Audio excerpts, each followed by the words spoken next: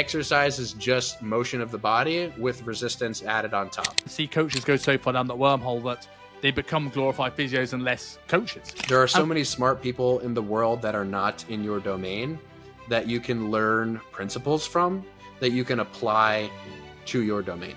We go, right, what have you got today? And we'll work with what you've got today. And in the background, our tools and our study and our nerdship, we can try and say, well, if we try some of this stuff. The sciencey nerds who love the theory. And then you see the meatheads on the other side of the coin who are just, there's no such thing as science. And it's my goal in life, my only singular goal. I didn't want a business, a wife, a family. I didn't want anything else. I didn't want to go out for brunch with my friends on a Saturday. I just wanted big quads. Then that's a very, very sound piece of advice. So Ben, I've been excited for this show because since the exercise mechanics world has sort of taken over the industry, there are varying levels of application and people that apply it incredibly poorly and people apply it incredibly well but tend to overly science it. I find your stuff perfectly in the middle where everything is actionable. So before we get on to our first question, if people don't know who the modern meathead is, tell us a little bit about Ben. Yeah, so first of all, I really appreciate that because that's kind of what I have set out to do. That's like kind of the gap that I envisioned filling. And that's kind of where the concept of the modern meathead came from, right? Is because I saw, a lot of people who were these sort of sciencey nerds who loved the theory, who didn't quite know how to transfer that theory into application. And then you see the meatheads on the other side of the coin who are just, there's no such thing as science. It's all gym bro stuff. It's all train hard, sweat, take the stuff and train with your bros. So I think that there's a reasonable middle ground to be found. And that's kind of where the concept of the modern meathead came from. It's just like, hey, the meatheads who read, meatheads who like to learn and apply that stuff to the actual, practical setting, but who don't sort of lose the forest for a single tree. And so, I myself come from a background in sports and powerlifting, like a lot of people who sort of are failed athletes who transition into trying to lift weights. And then they discover that like powerlifting is actually kind of hard to get good at.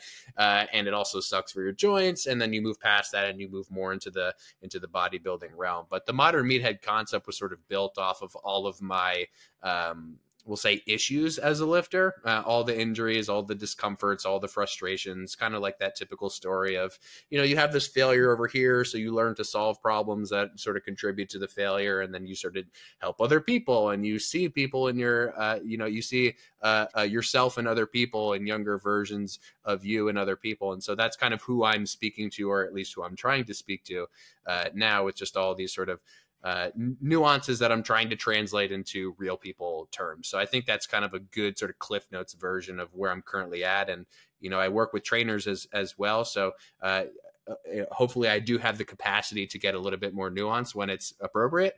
But for social media, I do find that, like you and I were talking about prior to the call here, a lot of the nuance sort of gets mixed up with the stuff that actually matters.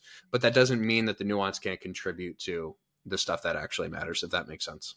Makes total sense. And I completely agree with this because you often find this almost tribal disconnect between the people who have gone down sort of the RTS mechanics route. And, some of them are get away with it by being very accomplished bodybuilders like Ben Pekulski, but other people who may be on the slightly smaller side here, you got the bodybuilders go, oh, just lift heavy. And you get people that are trying to optimize in massive inverted commas, everything that you never lift any heavy weight. And then you got the bodybuilders on the other side who, yeah, their elbows don't hurt now, but in 10 years, it might be a different story. And I think that middle ground's important because one, as you said, we want to make sure the stuff that matters, progressive overload, getting stronger, lifting hard, going near failure, is still important here. And if we can find ways to do it better, and that's what I think your content does very well, is like, look, here's how to make something that is, yes, a mechanics thing, very accessible for the bodybuilder that just likes to train. You're giving them a bit of what they want, with a bit of what they need sprinkled in there. So like going into, you mentioned obviously your injuries and things like this is where you get into it. What made you go into the world of the mechanics route other than like, because some people go down the Postural Restoration Institute, what I call sort of like movement mechanics and breath work and things like this. And other people go down the very much what I call muscle mechanics, which is resistance profiles, moment arms. Like, how did this journey start for you and how have you ended up where you're at? Yeah, that's exactly it. Actually, is as a consequence of injury, discomfort, all that stuff, I definitely started in the rehab realm.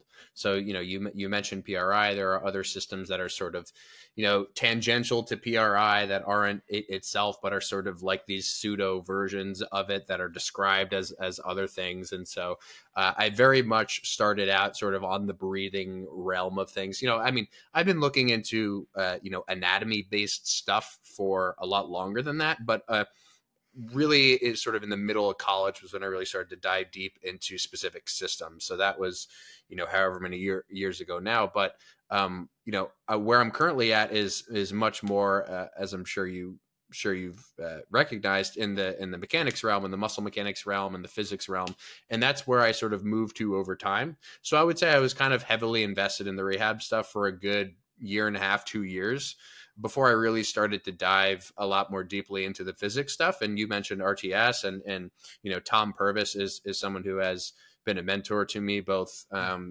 through the online space and in person. I've seen him in Oklahoma, and he's just someone who is sort of the godfather of this stuff and has really pioneered a lot of the industry. And what's funny about it too, to me, is a lot of people know terms like strength profile and resistance profile, and they don't know Tom, which is like it's kind of like I don't maybe know what a good analogy here is. But it's like the person who made the thing is somehow not really recognized because he has no interest in being recognized, which is kind of, it's admirable in some ways, but it's kind of funny to me. And it's so, the biggest strength and the biggest weakness of RTS as well, in a way, because I think so too. Great that the message is now bigger than Tom himself. You find the things get watered down the more you move away from people who have learned exercise mechanics or RTS principles secondhand or third hand or fourth hand, rather than it directly from source. Yeah. And I understand why Tom has such a disdain for social media. He almost talks about it more than he talks about, resistance profiles at this point. But, it's because they've kind of, social media as a whole has kind of like taken his baby and just like thrown it all over the place, but that's just kind of, I don't really think there is a point in sort of spending too much time thinking about that and getting angry about that, but rather just to try to distill the information in a way where you're getting, for the average person, you're getting 80 to 90% of what you need on the surface. And, you're not, because like I was talking about this with someone yesterday. People generally, like normal people who are not like listening to podcasts like these, they're not interested in like, oh, why does this feel this way when I do this? They're just like, give me the thing. Let me just tell me what to do with the thing. I don't want to think too much about it. And that's totally respectable. And I'm like that in pretty much every other area of my life. I'm like, give me the cliff notes and tell me what I want to know. So that's kind of when I made a transition content wise from trying to be more nuanced, trying to speak at a little bit of a higher level, to just like, let me just water this down to the essential components to the average person. And like, lo and behold, a lot of the people who are into the nuances still appreciate that, because a lot of times it's something that they maybe haven't thought about, or maybe they're not seeing it a specific way. But anyway, I don't want to digress too much. When I dove into the physics stuff more deeply was, I think, when I really started to be able to think a lot more in terms of first principles rather than in individual sorts of, bits of information. And I think this is a really important topic, generally speaking, that I don't hear talked about enough, which is social media, everything I kind of view as a trade-off. So social media is this trade-off, and it's this big trade-off between, you get a lot of information very quickly, but you don't get a lot of the nuance and a lot of the context that you might in a real learning setting. And the trade-off of a real learning setting, let's say like taking a 9-day seminar with Tom, is like, you get a lot of nuance and you really dive into the nitty gritty, but you yourself have to do the work. You yourself have to actually be able to draw from that what is valuable to you. And you have to decide, okay, are these things I'm going to use, and how am I going to use them? And so, I think real learning occurs at the principle-based level. And there's nothing really that is principle-based directly that gets put on social media, because you can't, no one wants to watch a 60-second clip of like you drawing a moment arm, in a direction of resistance of friction and how that creates, a specific line of force that's distinct from what you see. No one wants to like see that shit. They just want to know like, hey, is this a quad thing? Is this a glute thing? Is this an adductor thing? So everything just kind of being a trade-off. I don't necessarily see one thing as better than the other.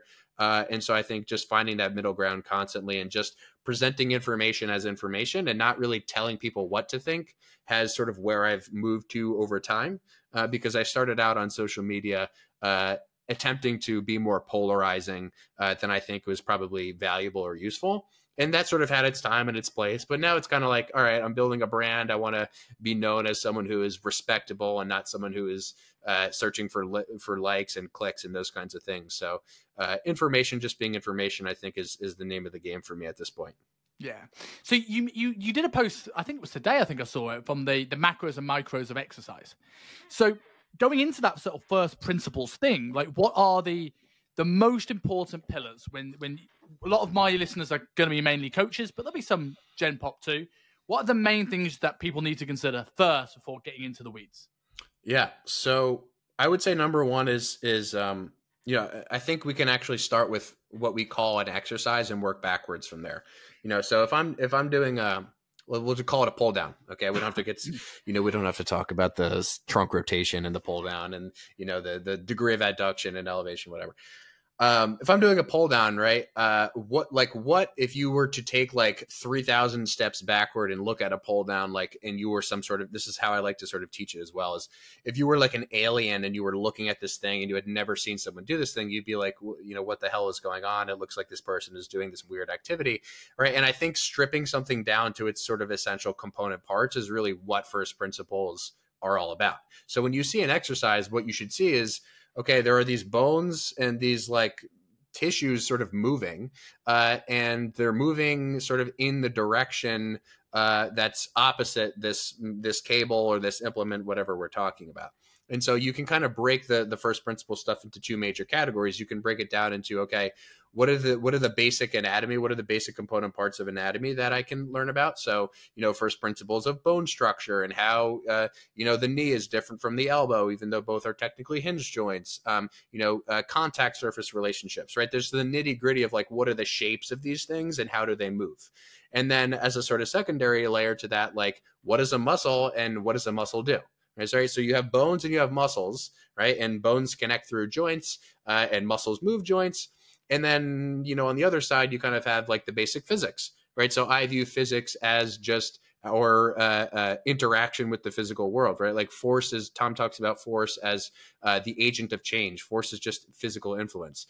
And so first principles of physics would be, sort of leading in the direction of talking about things like, okay, well, if I'm doing an exercise, I have to touch something to be able to act on it and for it to be able to act on me. So we have things like point of application of a resistance. We have things like direction of resistance and how that changes throughout a range of motion.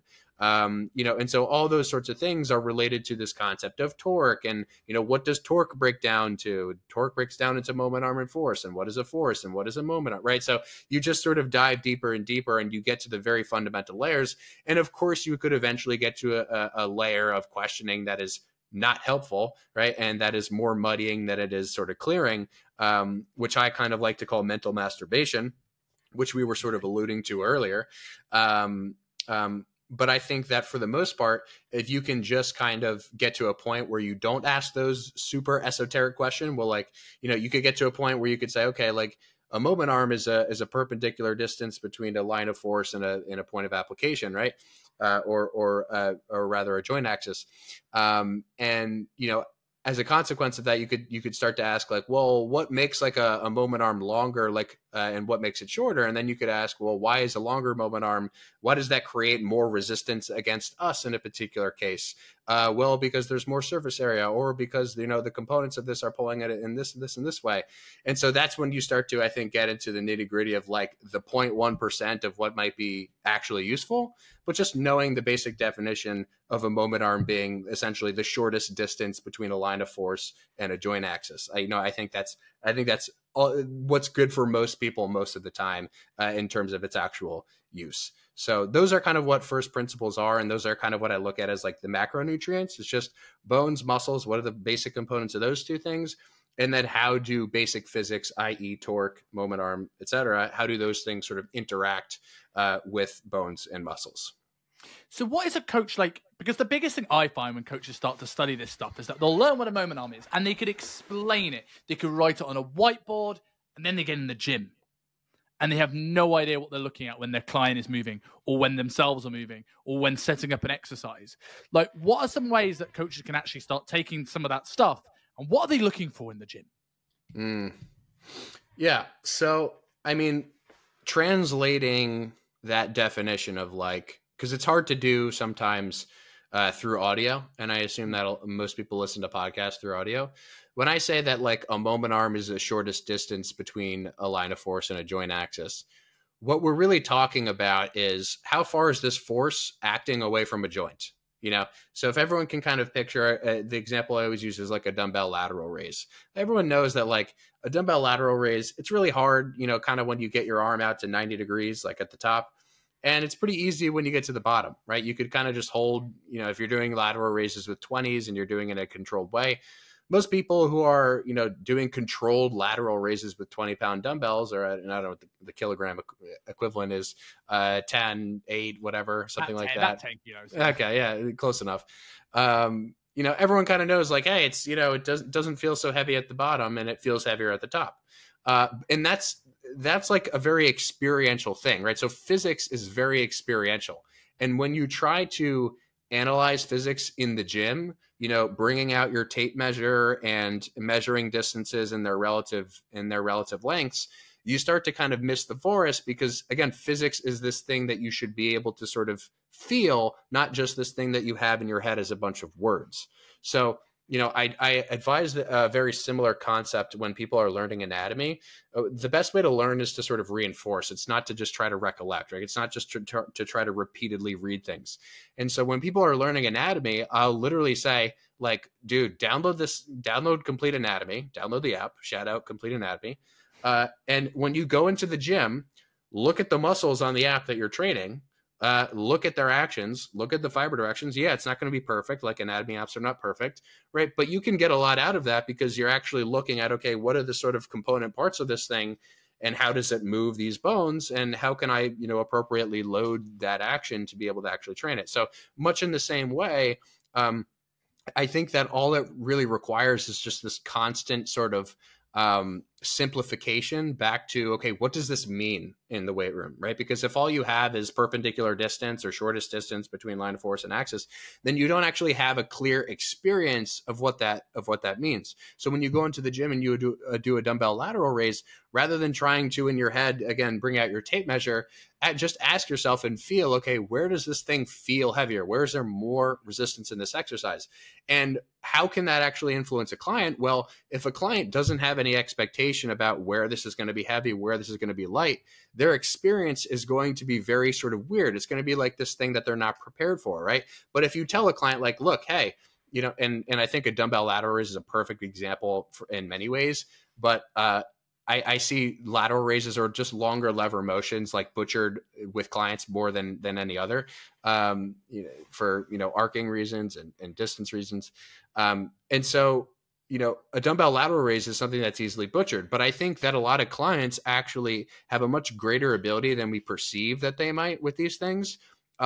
If we were only able to sort of lay a groundwork of expectation, like, hey, this is going to be pretty, it's not going to feel like it's very hard at the bottom, but once you get to the top, it's going to be really hard and you're going to want to do weird things, right? But I'm going to ask you kindly not to do weird things, right? So that's like, you know, a great way to sort of lay out the theory directly into application to actually create an expectation, and as a consequence to create a sort of predictable experience for someone.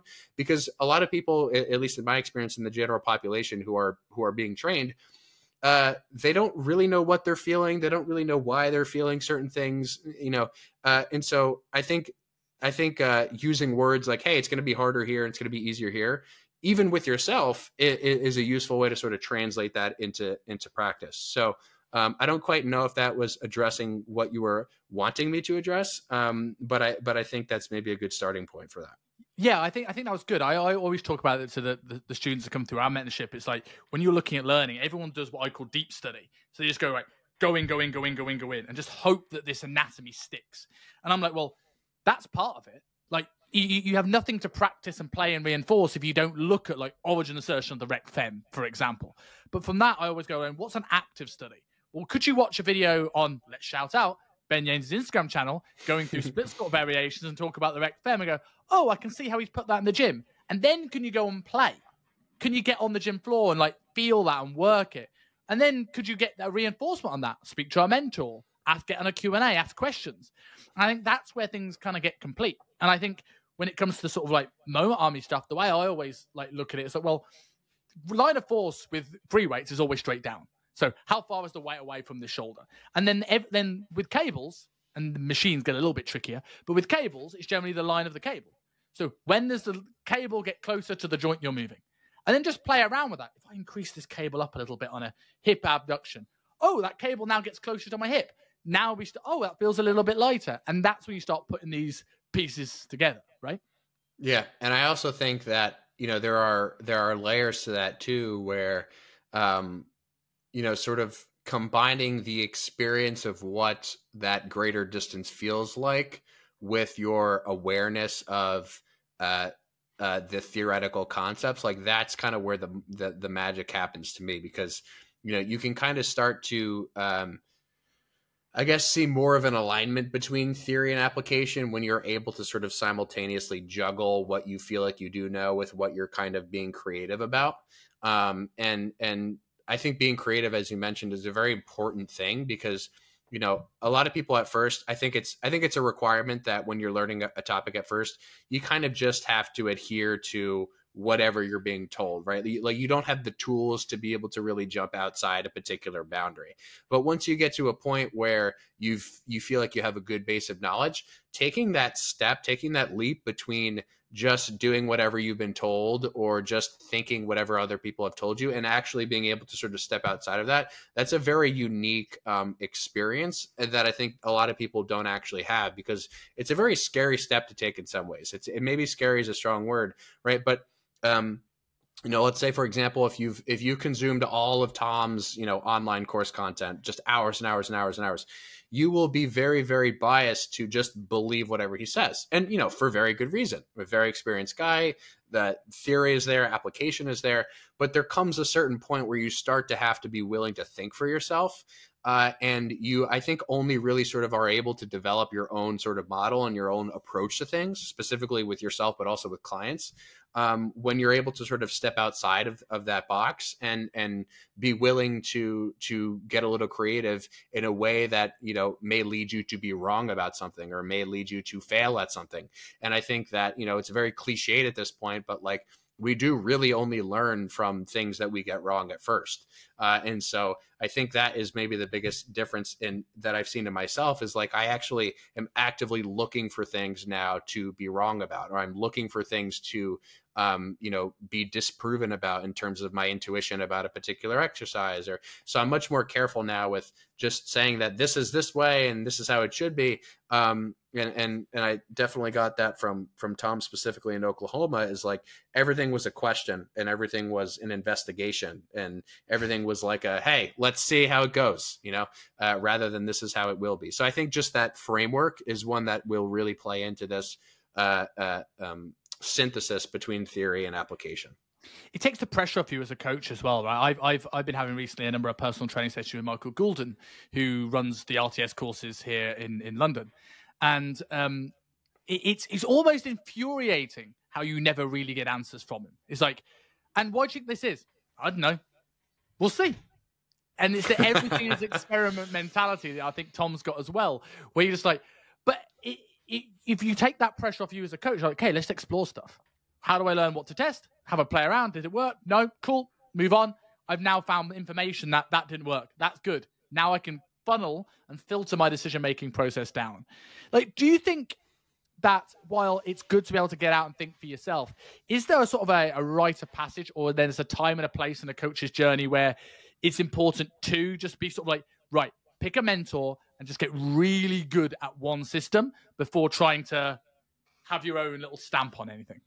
Oh yeah, absolutely. And I think I went through that phase. And to be honest, the reason I'm making a point about it is because I think that I was in that phase for too long. Like for too long of a time, I was in this position where I felt like I was relying on the next mentor to be able to validate my own opinions and validate my own. It was like I was needing someone else's approval for being able to think a new thing or to be able to disagree. And I guess that really started for me like freshman year, of high school, right? So like just when I started to buy like a random anatomy textbook, I asked my mom to buy it for me because I didn't really have too much cash at the time, and she complied, and at the time it was like the textbook knows all, and so but that makes sense, and so I absolutely think that you need to be able to sort of dive down these different rabbit holes deep enough to see that there's no single rabbit hole that will give you all the answers. And I think that you only get to the point where you can be creative once you've gone far enough to run into a roadblock with a particular system, right? So there may be a point where, and I'll give maybe a concrete example. Like the reason I moved on from the PRI stuff was because I started to run into problems with clients that I just couldn't resolve with that model. And, for a while it was like, it's me, I'm not applying this correctly, blah, blah, blah. And then you jump to the next thing and it's like, oh, this system had a solution that the other one didn't have. Let me see how deep I can go into this one. And then eventually you run into the roadblock and you just bounce to the next thing, right? And you come out of it with all these different nuanced experiences and details. And hopefully you come out of it too with a more principle-based approach, which says, hey, for this particular scenario, this thing may be more appropriate. Not necessarily like, hey, this system is always right and this system is always wrong, but what are the bits and pieces that I can take from either that may give me a little bit more of a holistic sort of model as opposed to just this black and white sort of thinking. So having gone through this journey from powerlifter to PRI to almost sort of mechanics and the bodybuilding side of things, putting aside powerlifting where they're absolutely necessary because they're part of the sport, what place do you now think the big three have in the average gym goer's hypertrophy toolbox? I think they're a great selection for people who enjoy them. And that's about as nuanced as my opinion at this point will get. I think that generally speaking, that the big three barbell lifts, and I was actually just writing like a blog post for the newsletter on this. One of the biggest mistakes that I made for the longest time was thinking that I had to do specific things and thinking that I had to do specific movements to be able to make progress, right? Because that's kind of the story that we're told, and that's what we're indoctrinated into thinking is I need to do bench, squat, and deadlift if I want to be big and strong like Arnold, right? Because that's Arnold did that and Ron did that, and so you get sort of trapped into that belief system, and it's almost like this scary thing to be able to actually not do it. I remember the transition that I made from when I had been squatting and benching and deadlifting regularly for years and years to just like, hey, instead of doing barbell squats this week, I'm going to do hack squats, and I'm not even going to squat under barbell. Like that was like a scary thing because I was like, oh my God, are my results going to, and lo and behold, that's not the case. And so you start digging for reasons like, oh, why did I start to actually make improvements as a consequence of not doing those things? Well, maybe it has something to do with the fact that like these are motions that you and your body have to work around and that don't necessarily work around you, right? These are selections that are basically based off of a sport which has specific requirements. It's kind of like saying, if you want to build glutes, like you have to go and sprint because all the sprinters, have big glutes, right? Which, hopefully people realize is not the case.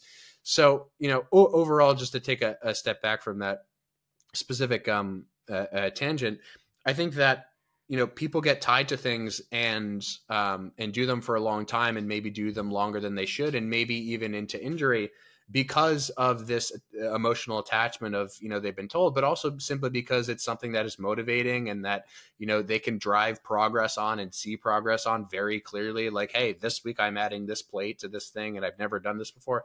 Right? Like, that is a huge part of what creates adherence in a client or in a program. So if a client comes to me or if a trainer comes to me and they're like, hey, look, I really like to barbell bench press, and their shoulders don't particularly agree with that, you just have to have the discussion of like, hey, this is something that we can absolutely do, but you just have to understand what the trade-offs of this thing are. So the way I like to sort of frame it to people is, I like to think about exercise, and this is a very sort of RTS mentality, is like, exercise is just motion of the body with resistance added on top. It's not this thing that exists with resistance first that you then sort of slide into and sort of accommodate around. And so my general mentality now with people who are not attached to specific things is, let's see how you move. Let's see where you're comfortable with whatever range you feel like you can own and control. And then let's add a resistance that makes sense based on that motion. And the whole barbell squat bench deadlift thing is actually the opposite of that. It's, hey, let's have these cookie cutter movements, and let's just sort of throw you into them and expect you to be able to work around the constraints that they provide. And so that's something that I think really dug me down that pain hole for a very long time, that I sort of had to learn the hard way. So I get very passionate about that kind of stuff when it comes to clients talking about that, because I know people who have literally had shoulder pain for like 10 years, and then we do a cable press and it's like magically their shoulder is healed. And they think it's some sort of voodoo magic.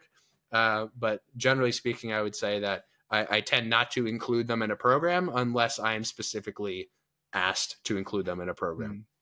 I very much agree with everything you said there. I've come on a real journey with the big three, because I went from that point where, like yourself, like all of us, when we start training, we're told these are the things you need to do, and I did them religiously, and then I started learning from the exercise mechanics, and this is the third, fourth hand exercise mechanics, where it's more about the principles rather than who are you and what do you have and what do you own and what are your goals. And it was like, you have long femurs, you're not built to squat.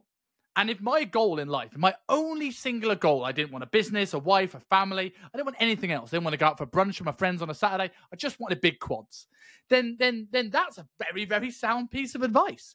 But as I kind of went through, and I no one taught me, like, well, how do we find your squat? How do we kind of like allow you to improve movement? I went so far down the machine and sort of high intensity bodybuilding sort of route that when my squat got worse, because a lot of my mobility issues that I thought I had were skill issues, because I just regressed in this pattern to that point where it's now like, would I force anyone to squat, bench, and deadlift? Absolutely not. Do I think they're the best exercise for hypertrophy than anything?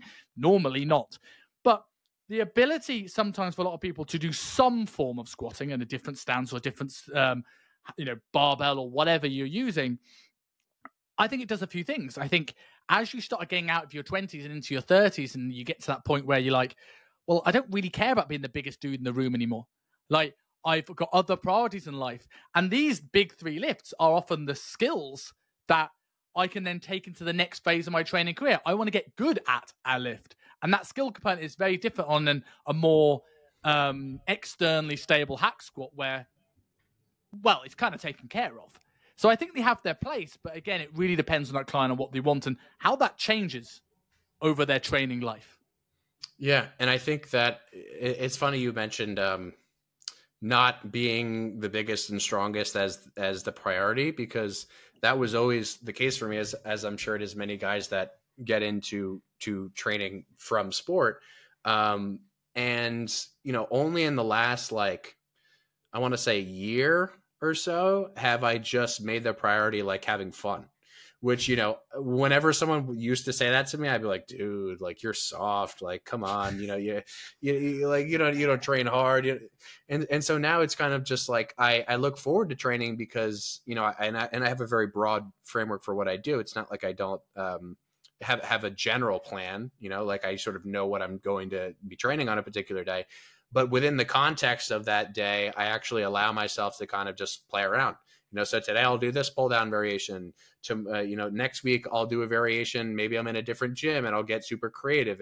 And what it's allowed, and this is kind of a similar theme to our conversation earlier about sort of allowing yourself to be a little bit more free and a little bit more creative, is structure is great until it's not. Like, structure is great until it actually becomes a limiting factor. And a good example of this might actually be, my training partner, who has been training for 15, 20 years now. I mean, he's an IFBB pro. He got his pro card in 21. He's competing in the New York Pro next April. as advanced a trainee as one can be, he has recently taken to a much more free flowing approach, which is not to say that there isn't a schedule. There is a schedule, but just more so, he sort of goes into every day not with the expectation that he has to do a particular number of sets. He pays attention to what he's feeling a little bit more, because he's had issues with injury, as pretty much anyone does at that level of advancement. And what he was finding was that the structure that he was sort of forcing himself to adhere to was actually digging him deeper into fatigue holes than he would have liked. And so he, as someone who was very, very successful for a very long time with that structure, had to be able to sort of pull away from that to be able to actually continue to progress. So that's kind of like an interesting theme that you see across time and across advancement in different domains, where the structure is really, really useful until it actually starts to hold you back and prevent you from sort of pushing yourself to the next level. And I think that goes for education as well, as we discussed.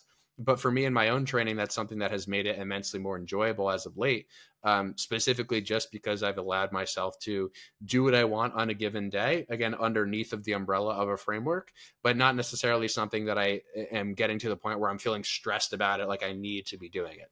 Yeah. So I think it's just all about time and place. Beginner trainees, they need structure. They need to be able to see something on a piece of paper and check the box. But I think once you've sort of gotten to a point where that's almost restrictive in a way that isn't helpful, I think, you need to be able to sort of pivot from there and step into realms that are sort of unknown to you to be able to continue to advance. Because it's like, how could it be otherwise? Like, how could you continue to progress in something doing what you've always done? And going back to that conversation at the start about nuance, right?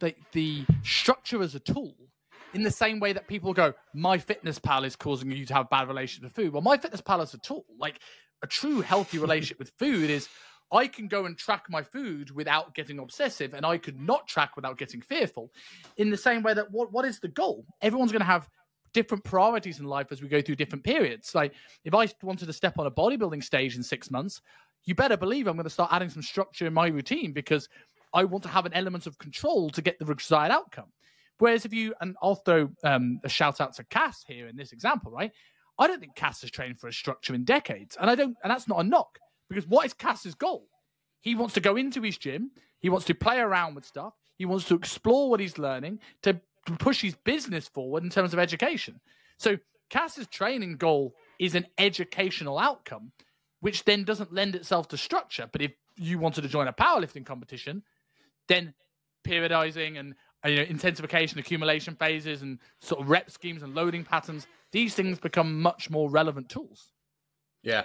And I think that in and of itself, the desire for structure is something that is tricky to break down, because I think oftentimes people desire structure in very specific areas when they don't feel structure in other areas.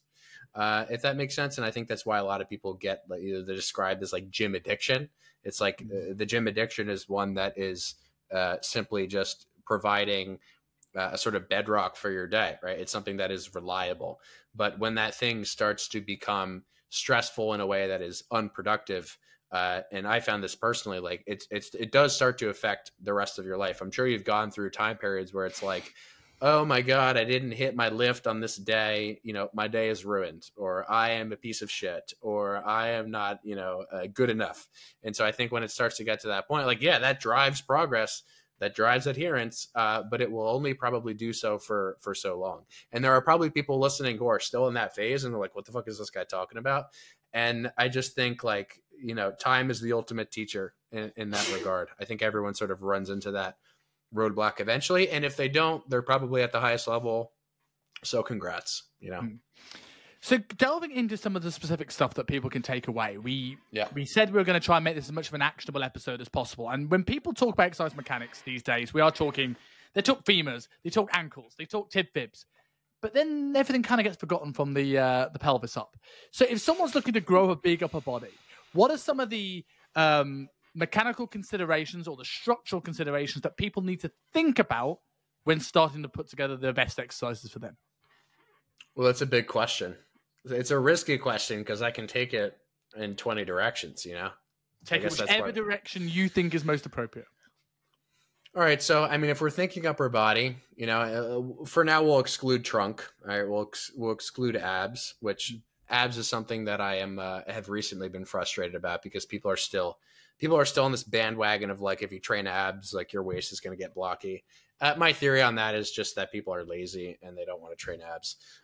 Anyway, in terms of upper body stuff, we have shoulder and elbow, right? We can get into the nuances of the specific joints in the shoulder, and there are a number, and the specific joints in the wrist and the fingers. But like for now, I think we can just sort of categorize upper body exercise into shoulder and elbow and sort of a combination therein.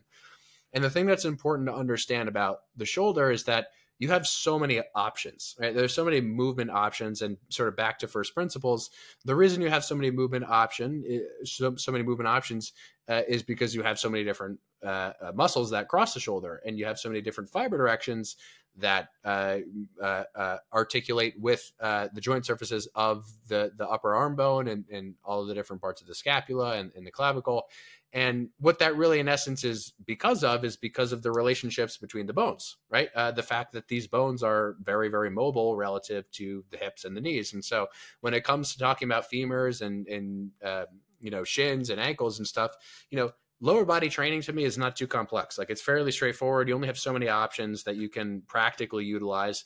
But when it comes to the upper body, it's like, you know, every single degree of abduction you can do a press in is one that may train the upper body slightly differently. And so it can kind of get overwhelming because you have so many different options to choose from. And so where I like to kind of break things down is, I think, in a general structure of like, okay, I have these different categories of push and of pull, and then I have different planes or different directions that I can load, push, or pull. And then as sort of a sidebar there, you also have raising options, which you could technically call a lateral raise a push if you wanted to call it that. Like, who cares? But when it comes to dividing out pushes and pulls, I like to categorize things basically, you know, from the mid to lower pecs down, and then from the mid to upper pecs and sort of out, right? So you have your presses that are going to be sort of more upper pec, front delt dominant. You have your presses that are going to be sort of middle pec, lower pec dominant. And then you sort of have everything in between. And obviously there's overlap between all of those things. But when it comes to pressing, like, mostly horizontal pressing is going to be the thing that I think from a front standpoint is going to be the thing that, you know, develops your tissues. I want to just clarify on that one. You said mostly horizontal pressing. Now, I saw a video of you recently saying you were not a big fan of flat pressing, and it's normally sort of like the 15 to 45 range upwards. Yeah. Why is that? So if we think about loading the shoulder in a direction which would, we'll say, most advantage, you know, middle to lower pecs, right? It's kind of a direction that would be, you know, if you follow the arc of the shoulder, and for anyone who's kind of watching, you can sort of picture this. The arc of the shoulder moves like this, right? It moves in an arc. And the sort of more back behind your body or arm moves, the more upward it kind of has to scoop, right? In a natural sort of retraction, elevation type direction. And the middle and the lower pecs are fantastic movers of the shoulder girdle in creating protraction, which in fancy terms is basically just saying, like, if your shoulder girdle is going to fall off your body backwards, like, your mid and lower pecs from a certain angle are fantastic at making sure that doesn't happen. And so from the perspective of a flat angle press, right, that's a fairly decent angle to load those tissues at, right? Most people, when they lay down on a flat press, are not going to be like rounded over with their shoulders up off the pad. They're going to be maybe a little bit extended in their spine. Their chest is maybe going to be naturally pulled up a little bit. And even if it's not, it's pretty easy to get someone just to, you know, assume a natural degree of arch.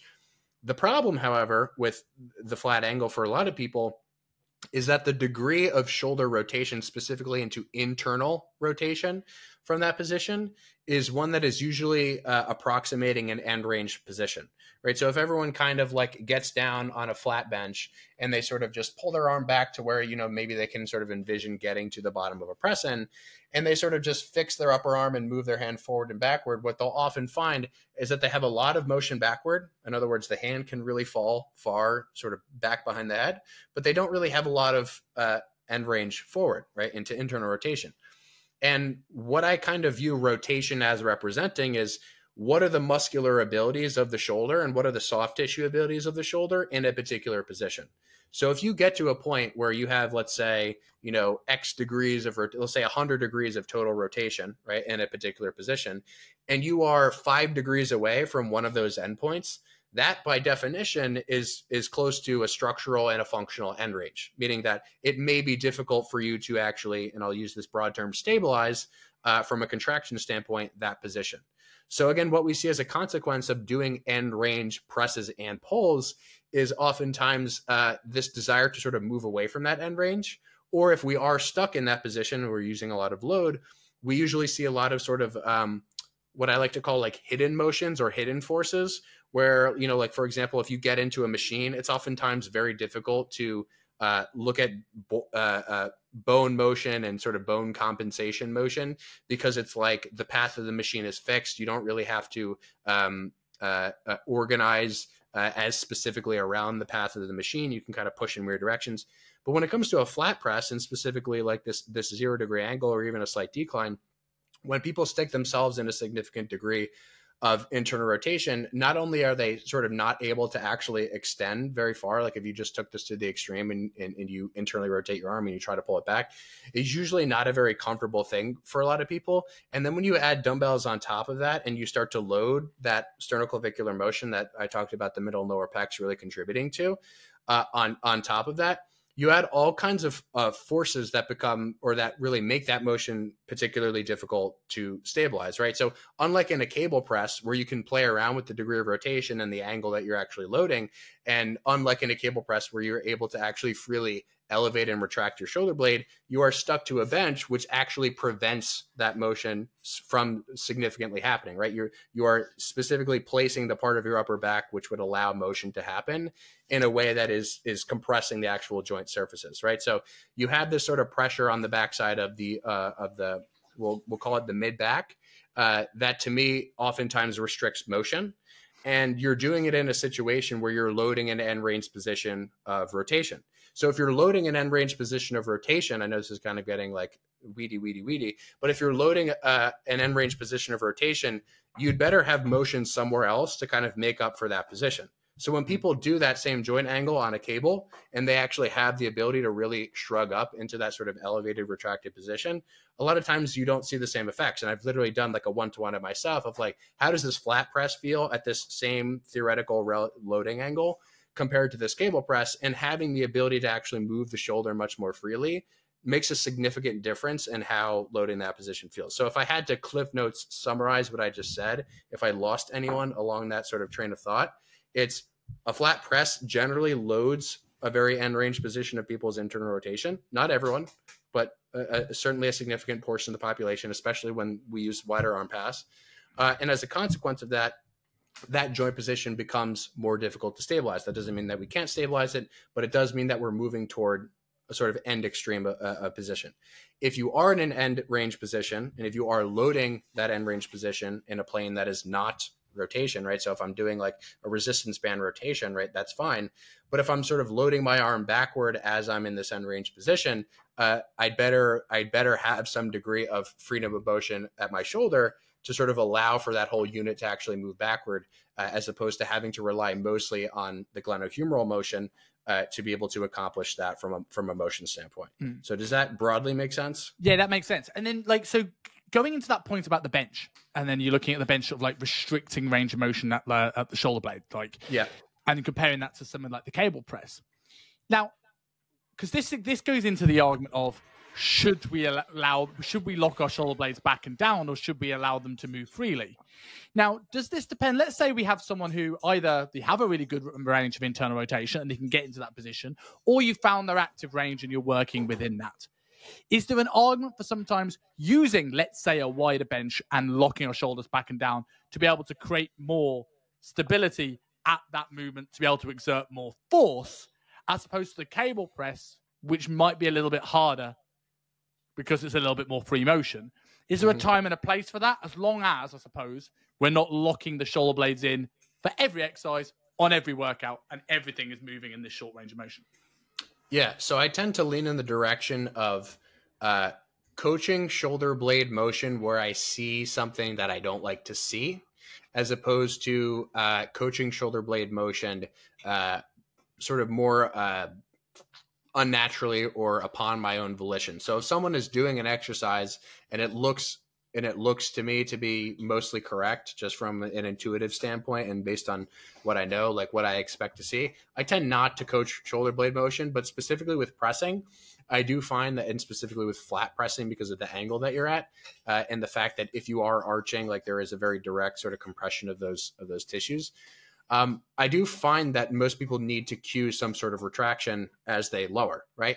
And so the question is like, well, why do a lot of people need to cue retraction? Well, number one, it's not like, you know, like a normal flat dumbbell press or really any kind of dumbbell press. It's not like a natural thing. Like lifting weights is not a particularly natural feeling. It's not like walking. You don't just sort of do it unconsciously. And if you start to try to walk consciously, it's very, very weird thing to do. But these are things that we consciously are loading at high magnitudes relative to normal life. These are things that we are loading very intentionally and specifically in one single direction. And so when it comes to pressing and when it comes to that physical compression of the bench, I do like to cue a retraction. But what I tell people out of that is let things sort of be free out of that. Because what I usually find with over restricting scapular motion into that retracted position is that people either tend to start to overthink the motion, which is the biggest thing to me. Like forget about pain, discomfort. People tend to start to overthink, especially people who don't even know that they have scapulas or scapulae. They tend to overthink and sort of mentally masturbate the motion and do a bunch of squeezing stuff. And so rather than coaching the scapula, I prefer to coach the upper arm on the press, and I prefer to coach the scapula on the descent. You know, so for me, it's like as weights are lowering, to put it in like maybe simpler terms, I like to tell people to sort of squeeze up and back with the shoulder blades. And then as people are pressing, I like to tell people to angle their elbows inward toward their chest.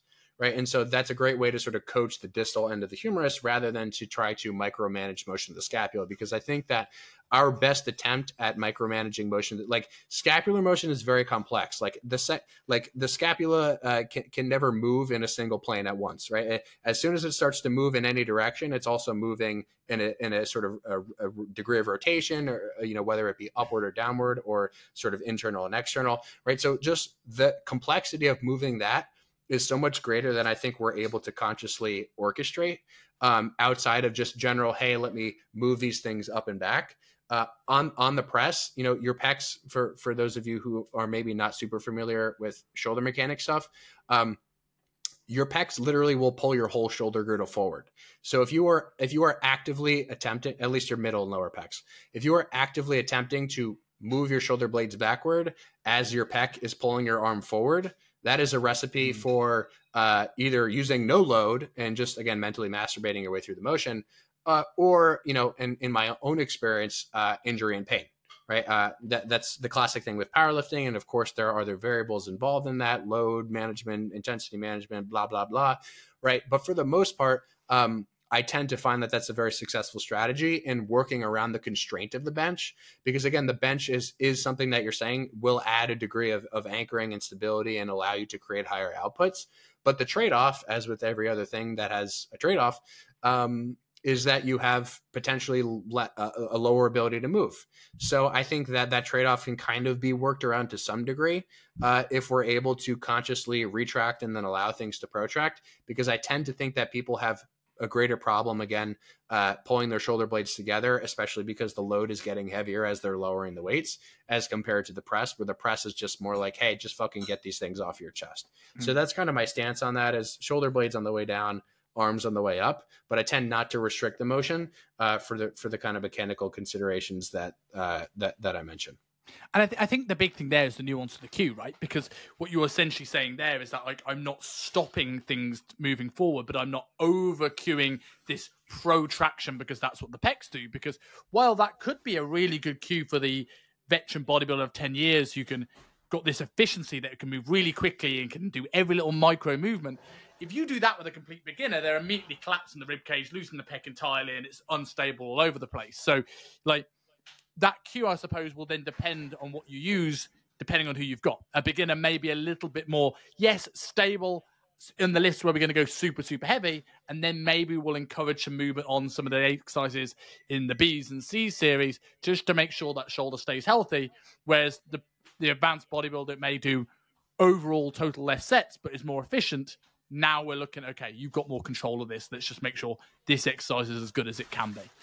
Yeah, and I think the key point there with, the protraction, retraction comment is your upper arm, depending on the arm path you use, will sort of naturally, as you move your arms backward and as you squeeze your shoulder blade, your upper arm will kind of move with your scapula, like upward and backward and sort of toward your spine if you bring the arc around far enough, right? But as you press, your scaps are actually coming downward and sort of outward. And that's downward and outward motion is very difficult to coordinate with the forward motion of your arm. So on the way back, it's like it's a lot more natural of a feeling motion. Like if you're just like doing a row, like a low to high row, it's a very natural feeling motion, like a scooping up into that retraction pocket. But the sort of inverse of that can be, again, complex because you're coaching different planes of motion at your shoulder at every second, and you're also coaching a different plane of motion at your humerus throughout the entire range. So just to also maybe make that point more concrete is I'm also not opposed to someone doing a flat press. It's just generally speaking, I find that for the goals that I'm trying to accomplish, usually a 15 degree tends to be just more practical for most people, or a 10 degree, if not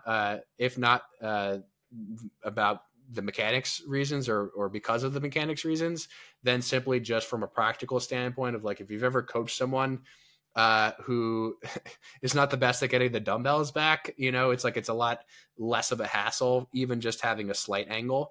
And that's kind of where I think that the personal trainers will sort of see the point in that more practically as well, is just not having to, I've coached people who are like 86 years old who literally can't get back into that flat position and also get back up.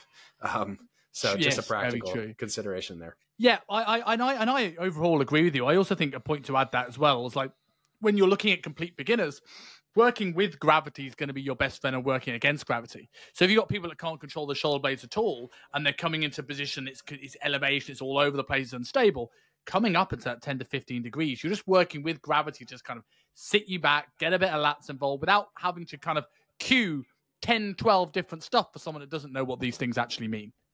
Yeah. And I think just also to kind of, because I want to be with our goal of being practical here as well, I want to kind of mention that in terms of pressing overall, I also subscribe, to the opposite end of the extreme, which would be I don't really tend to coach vertical pressing either. Right. So in the same way that I wouldn't necessarily off the bat prescribe a 0 degree press, I also probably wouldn't prescribe a 90 degree press because most people who, find themselves at 90 degrees or even 60 degrees end up just extending their spine, so that the relative direction they're loading is more horizontal anyway.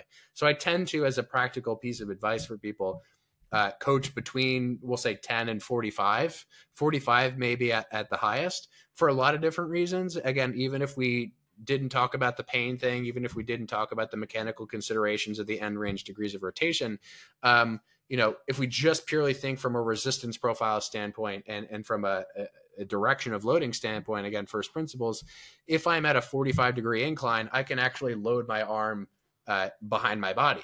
If I'm at a 90 degree incline, I actually have no ability to load any degree of stretch position, right where I'm the strongest, where theoretically we would get the most bang for our buck in terms of outcome and in terms of creating tension. So with pressing in general, and with thinking more broad scopes again, I tend to stay in the realm of that sort of zone of like, we'll say like, a decline. Again, I like to do decline stuff on cables. But from a dumbbell bench standpoint, from a free press standpoint, 10 to 45 degrees. And then, I get funky with angles on cables, but for pretty much all pec based goals, it's mostly just going to be your horizontal kind of press. And, to clarify that too, horizontal does not mean, parallel to the floor. Horizontal is in reference to the direction that you're loading your arm relative to your torso. And that is unlike muscles of what we'll call the back, right? Because even if you didn't look at any of the joint structure stuff, any of the rotation stuff, you have a significantly wider surface area of attachment of the back muscles. And as a consequence of that, you can load the back muscles in a much sort of wider range of motion. So unlike with pressing, where I may not actually do a direct overhead press, I do see some reason to do something that is resembling more of a pure vertical pull down because we have tissues that are oriented purely vertically, right, in the lats. On that note, then, so like, because one of the biggest struggles I think a lot of people have when trying to get into particularly length and range lat challenges is poor overhead range of motion. Mm-hmm. Now, we could go in two schools of thought, and I'm sure the answer is, I certainly believe the answer is somewhere in the middle here, that this could be down to we have poor overhead range of motion that we could look at working on and improving and fixing. And there's the other element where, well, this is what we've got, let's work with it. Where do you stand on sort of that spectrum? And if someone's struggling to get overhead range, is it more about getting them into a position to be able to find those length and range fibers? Or is there things that we can do maybe in our accessory work to try and encourage more range in future phases? And how would that look in a program for you? So I think two directions I can take this. One is I'm with a client, what do I do? And second will be the more nuanced, like what in theory may work a little better. So the first thing is that with this, just to address this concept of limitation, I kind of like to take the word limitation or poor mobility. I kind of like to remove that from my vocabulary, because when you are dealing with a client, especially a new client, and you have expectations for what they're going to do and what they're going to look like, I think that only really hinders your ability to actually coach them for their individual structure, their motion. So I tend to remove those words at least I try to. It's tough to, because it's so, I think indoctrinated into this culture. But just getting rid of expectation of motion, I think is number one, is the most important thing. Because there are people who, and I mentioned to you, I was in St. Louis this weekend. Like, my brother is like as in shape as, a 26-year-old could be. And he just has this, like, the weirdest clavicular structure I've ever seen. It literally looks like he has this big, like, hump that was just built like in utero, where he just like cannot move his arm above like 120 degrees of flexion, pretty much in any plane. And so for a while I was like, what the hell is wrong with this kid? Like, what's going on? Until I noticed the bone structure, and I was like, oh my God, this, he's literally like bone on bone here, right? So that's the first thing to acknowledge, is that there's a lot of different reasons that someone may appear to, quote, lack something that you expect them to have. So that's kind of why, just a reason behind that. But in terms of practical application, if I'm with a client one-on-one and I'm not too concerned about that, I'm just going to sort of meet them where they're at. And I'm going to say, okay, if we can't get purely, vertical and purely overhead today and load that, super directly, let's just go slightly below that point. Let's load those tissues, right? We're still loading very similar tissues at a slightly lower angle. Let's improve the contraction of those tissues. And then let's see over time, like, is this something that opens up? If it's not something that opens up, I'm not hyper concerned about it, right? Especially if people don't have pain. I'm not going to try to fix something that isn't broken. But if it is this person's particular goal and they're coming to me specifically to address this thing that they want to address for some reason, then I'm going to sort of start to reverse engineer the process and work backward from there. So in a program, what this might look like is, okay, I want to get into this position. The first question becomes, what is the position of the bones in that position? The second question then becomes, what tissues take me into that position as a consequence of that bone position? Again, all back to first principles.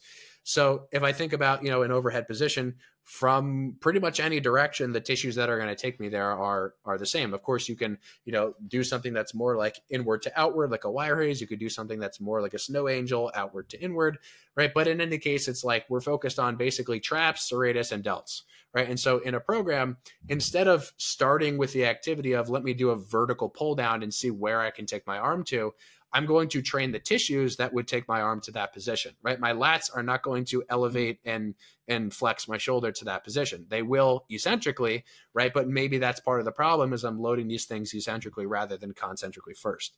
So for example, a lot of people have trouble with like the katana overhead extension. They just feel uncomfortable in that position.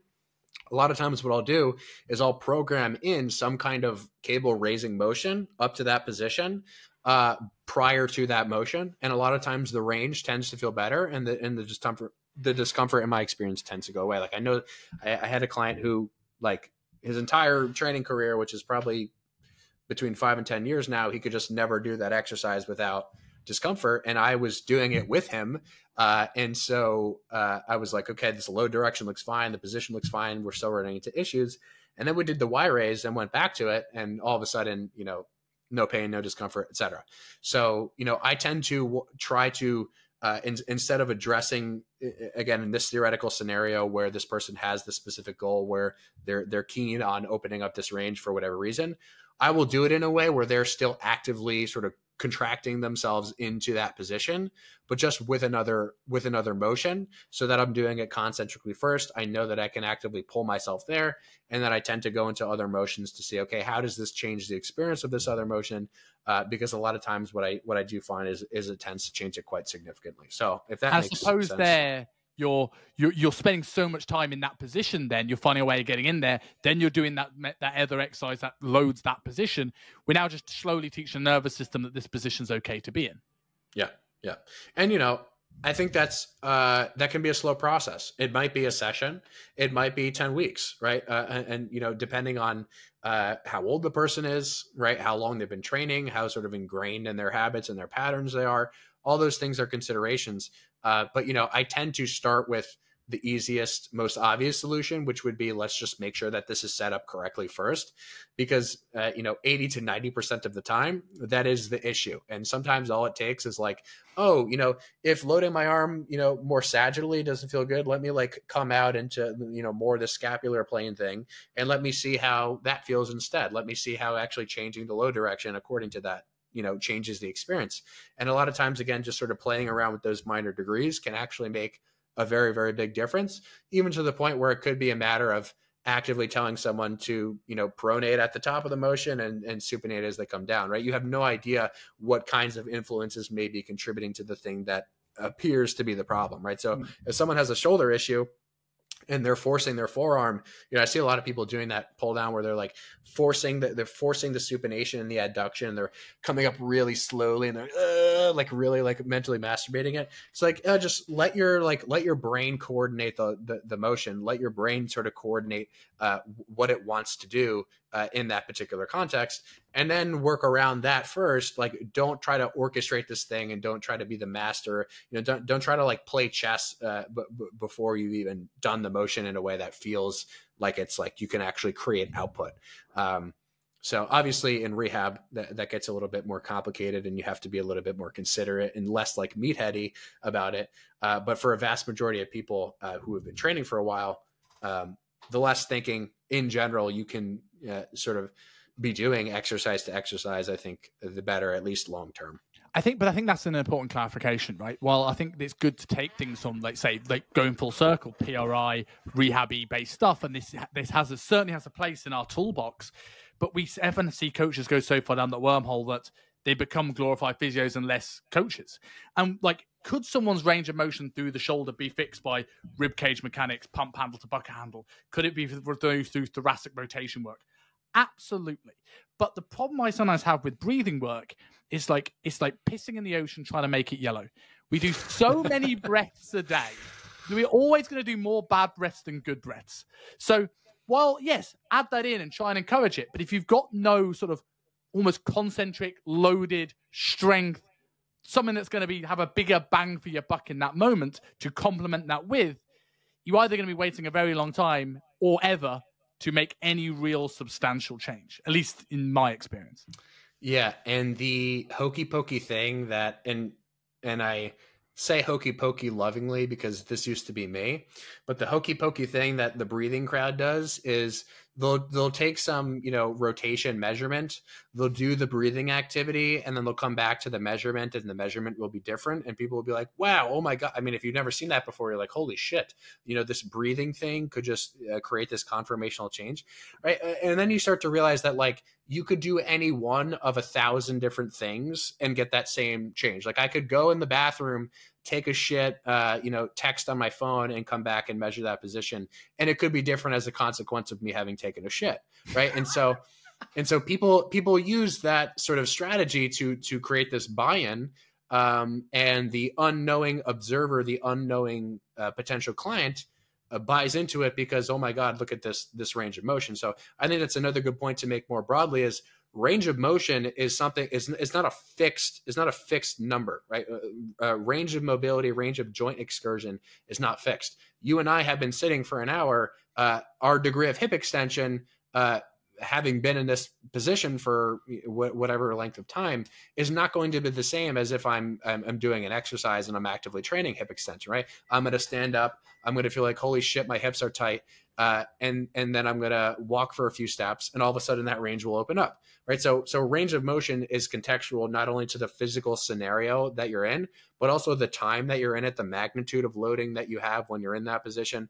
And that can change very rapidly. And so I think that, it's important not to be fooled by these specific modalities. And it's important to remember that your mobility and your range of motion in whatever scenario will always be scenario specific and time specific. And it will be something that will change not only on a daily basis, but on like an hourly basis, on a minute to minute basis.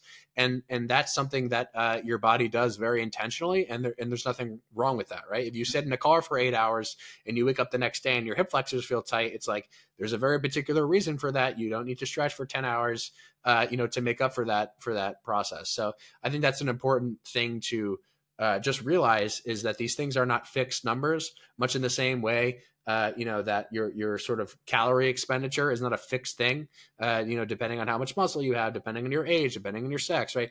These things are all sort of context dependent. And so I think that's just a good point to remember. If you ever feel like, oh, I'm restricted, or, oh, I'm tight, it's like, there's always a reason, and it's always context dependent. And what it depends on is usually the physics of the time and the magnitude.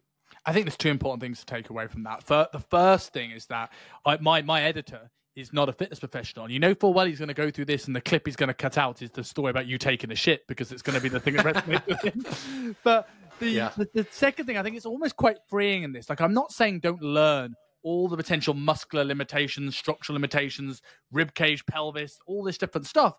It's all good things to be able to try stuff and have more tools in your toolbox. But it's almost going back to Tom Purvis saying everything's an experiment, going back to Michael Goulden doing the same thing with me. It's quite freeing when look, it could be muscular, it could be joint, it could be nervous system, it could be that you're stressed, it could be what you did yesterday, it could be the sleeping position, it could be the fact that you're digesting food. There's so many different values of what could be causing that joint to be limited. If we go, right, what have you got today? And we'll work with what you've got today. And in the background, our tools and our study and our nerd shit, we can try and say, well, if we try some of this stuff, maybe what today overall will start to get better and better on an average. But it's not I need to know the answer why this person can't move through hip extension. Well, just work with the hip extension you've got. Like, go with what you know right now and take the pressure off yourself as a coach. So to bring this show to a close, because I could chat mechanics with you all day, but I know you have other things to do in your day. I've got two closing questions. One is, I know you did a little bit of a response to Bumstead on Chris Williamson recently. And as I saw Chris Williamson on his live show recently, I thought I'd pose kind of the same question to you. I'm not going to go for 10 because I think that's excessive and be here for an hour. But if you had 5 exercises, if you were on a desert island, you can only do 5 exercises for the rest of your life, which is hard for someone, I'm sure, who knows all the nuance. What would they be and why? So I've had this conversation with a couple people, and what I've ended up saying is I refuse to answer the question, but I won't do that here because I'm under pressure and I peer pressure to do it. But I just want to make it clear that if I had the choice, which I don't clearly, that I wouldn't answer this question, because it kind of defeats the broad framework or the sort of nuanced framework, I guess, that I have around this. I'll tell my sniper to take the red dot off your head now. Yeah. Okay, good. So I would say 5 total for the whole body. Let's go 5, yeah. And we're assuming here, because we're not saying 10, we're going to be missing some stuff. But like, what are the first 5 that come to mind? So one would be 45-degree leg press. We'll call it a Cybex leg press. And why Cybex and why 45 degree? So the Cybex leg press that I have, I mean, there are obviously a bunch of different Cybex leg presses, but the one that I'm thinking of is just the specific angle of the seat can be reclined to such a degree that is very, very comfortable. Okay, so a lot of people who get into a leg press and put their feet up on the platform are already in too much lumbar flexion to be moving their hip comfortably, at least in my experience. So basically, you don't have to call it Cybex, but you could call it any leg press that basically has, a back pad that could come up from 90 down to about, 20 or something like that. Atlantis has a really good leg press like that, that is able to fold back quite significantly. So any 45 leg press that can adjust.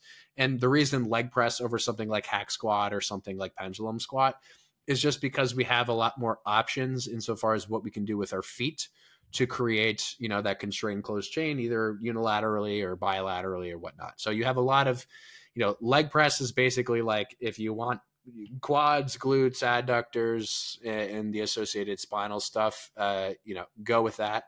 I'm not gonna pick a back squat and be a silly goose. So leg press would be one, and I can't really count. Like I can't say, I could also do calves on the leg press. Like that would be a different exercise. I'll let you off because I think that I've given you 5. I've given you a lot of things to restrict. Right. I'll take that. All right. Leg press in the hole and all the things you can do. I mean, if you really want to get creative, you could sort of rig it up so you could also press against the leg press and pull against it from the other side. So that could be like one piece for all that shit. We're now stretching a little bit here. I've seen someone trying to leg curl with a seated row, and I'm like, I still don't think it's a seated row. Yeah. See, I just try to beat the question. Okay, so we'll call that leg press 1 and calf also 1. And then in terms of upper body pressing, I'll say pretty much like a horizontal cable converging press. Mm-hmm. Something that's comfortable degree of abduction. So that's 2.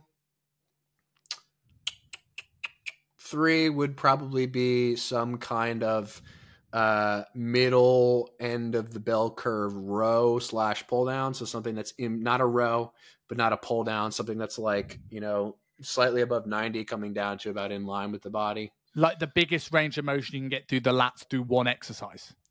Pretty much. And then also, the associated upper back tissues that are also contributing to that. It's basically like if you could pick one back motion that would be in between everything, it would be something that's like a pull down that's, pretty close to your body, but not super close, but that is also slightly high to low. That's the back thing. And that would be chest supported, obviously. And I suppose with that as well, depending on how, again, you would take away the chest support, but you can obviously manipulate your torso then to say, I'm going to go from this point, or I'm going to come forward to this point, or I'm going to go into lengthen position and lean forward. You can do a lot with that, like the leg press. Yeah, exactly. So chest supported row, cable press, leg press. 2 more. So it's really just a game of trade-offs at this point. I'll probably say face away curl and overhead extension. Okay. Because I would pick biceps and triceps over hamstrings. Because you could argue like, all right, we can find a way, to get a lot of activity in the hamstrings via the leg press, but obviously they will not be the limiter in a leg press. But I don't think that someone's hamstrings would shrink if they were only forced to do 5 exercises and then they were stuck with a leg press. Like if you train a leg press often and hard and you did different variations of a leg press, I think the associated co-contraction stuff that would be happening in the hamstrings would be enough for them to at least not lose function. Yes. Okay. Yeah. So, and then, something bicep, something tricep. Like I just, you gotta go with something arms as opposed to like middle delt or something like that. So is that an element of partly because of you being a bloke and you like training arms, or is there an element of the biceps and triceps allow good shoulder function because you're getting overhead, you're getting behind the body? There's a good number of stuff you can do with that. Yeah, I would say both. I like all those choices, and I appreciate I put you into a corner with that, and I would be the same, and I'd be trying to find ways to break the question if it was asked to me.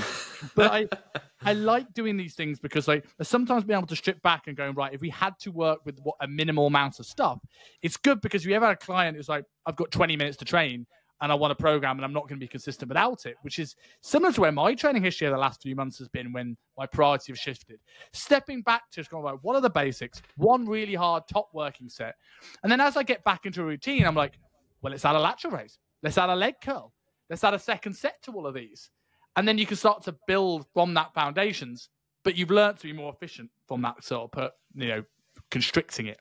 Yeah. And I think one thing that I would maybe add there, if you really wanted to cover more of the total body, what you could potentially do is you could say, like instead of the pulling motion, because of the constraints of that, like you could opt for something like a chin up, right? Because a chin up would give you some degree of the whole back, depending on how you did it, but it would also give you a good amount of elbow flexor, right? Mm. And then if, instead of the cable press, what you could do is some kind of like Smith machine, mid incline, right? So those are two options which would include associated elbow stuff. And if you chose those, what you would have is you'd have two more slots, right, to choose from. So if you chose those, you could maybe include something like a cable lateral, and then you could include something like a seated leg curl, right, to sort of address the missing pieces. I see what you did there. You sneakily broke the question, but I'm quite happy with the answer. So the last question I always ask people is one I ask everybody, because I think we all get so locked in our into study and putting people on a pedestal. And you said this yourself, right? You look for other people's validation. And I think sometimes it's good to pull back. Chris Williamson, again, when the event was on the weekend, called it a yogurt lid moment, where his friend of his met someone he idolized, and he was at his house, and he said, do you mind if I have a yogurt? He goes, well, your house, you do it. Pulled out this yogurt, opened the wrapper, and then just licked the yogurt. And all of a sudden, the aura's broken. He's just a normal guy, like all of us. So for people who've been following your work for a while and think, oh my God, like Ben's super smart, what is one thing you have changed your mind on? In regards to anything, or in regards to my niche? If you've got a good answer for anything, feel free to give it. If it's a training one, feel free to give that. One thing I've changed my mind on. Reading outside the domain of your subject is as important as reading inside of the domain of your subject. So you used to think that wasn't the case, and now you do? Yeah. Why so? I think that there are too many smart people in the world who have come to similar conclusions for different reasons for you not to read outside of your domain. And the reason, maybe a more specific way to say that would be, there are so many smart people in the world that are not in your domain that you can learn principles from, that you can apply to your domain. And I used to think that all that really mattered was, reading the textbook and looking at the joint structure and just looking at the X's and O's. And I think that part of what has allowed me over time to think at a more principle-based level is seeing principles and understanding principles in other topics and in other genres of education. And that doesn't mean that, you spend 80% of your time reading outside of your domain, right? But just when I have, leisure time and I'm doing something like reading, I choose to read books that have nothing to do directly with biomechanics or joint structure and function or those kinds of things. And I think that that is part of what allows you to be less rigid with how your education progresses. And it's also partly what allows you to continue to think outside of the boxes that you sort of fallen into as a consequence of your profession. I love the answer. And I have to I followed you for a number of years, first on YouTube and now through Instagram. You can kind of see that in your content, where it's still very quick, informative, bite-sized content, but you tell a story now. Like there is a rear delt video of Bumstead, and you tell the story of something you've learned that could help someone else do that. And I think you probably wouldn't have that ability of storytelling in a 40-second clip, without reading something that's not just, this is how rear delts train in the lengthened position. Yeah, I appreciate that nuanced noticing. Yeah. I appreciate that. So for people who want to go and listen to your 40-second storytelling on Instagram or YouTube, where can people find Beignets? Just on Instagram, exactly spelt like my name is in hopefully the title of this podcast.